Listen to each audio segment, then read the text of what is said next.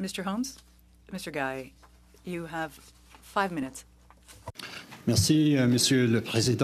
Thank you, Mr. Chair. For the chance to appear before you today. The question before this committee is a significant one. When the value of 2/3 of Canada's GDP is based on trade activity, how we manufacture and move goods across the country, how we prioritize and protect our critical trade infrastructure, and the markets we choose to focus on, whether next door in the US or as far as the Indo-Pacific, have outsized impacts on the health of our economy, opportunities for our business, and the quality of life of everyone in the country. While our supply chains have largely recovered from the worst of the pandemic's disruptions, many of our members continue to face disruption, inconsistent supply, and persistent inflationary pressures.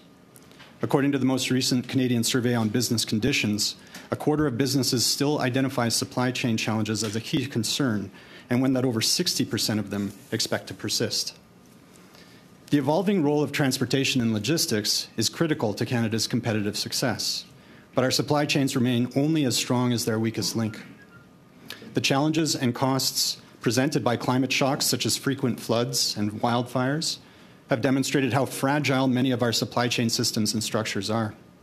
And in the context of a highly restive labour environment, key points in our trade corridors have experienced repeated or prolonged strikes, putting further strain on a precarious system and compromising our reputation as a reliable place to do business. Canadians are frustrated by the affordability crisis. They want to see products move and prices remain stable.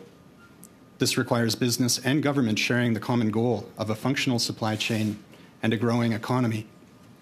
To do this, we need to see long-term investment in Canada's trade infrastructure.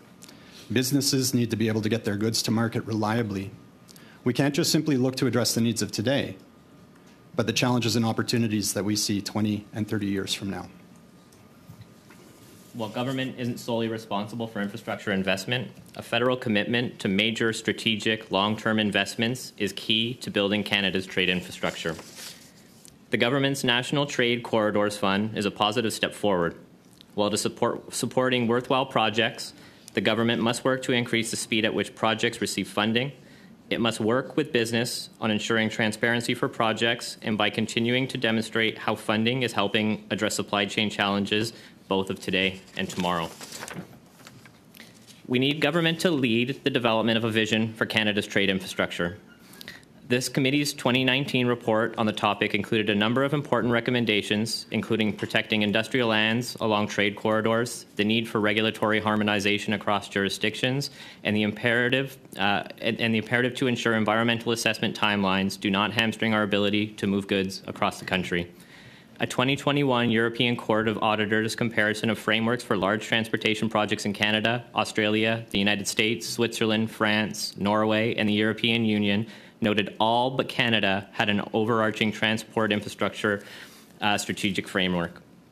In addition to vision, we need government to protect our critical supply chains from predictable and preventable threats. While government can't solve all of our supply chain issues, it must put in place policies that will enable trade and strengthen supply chains. The introduction of Bill C-58, which aims to prohibit the use of replacement workers during strikes, suggests the government actually wants to move away from preserving stability. In fact, it is doubling down on Canada being seen as an unreliable and unstable trading partner. Lastly, we need government to commit to accelerating its regulatory modernization agenda. Regulatory modernization continues to be a growing concern.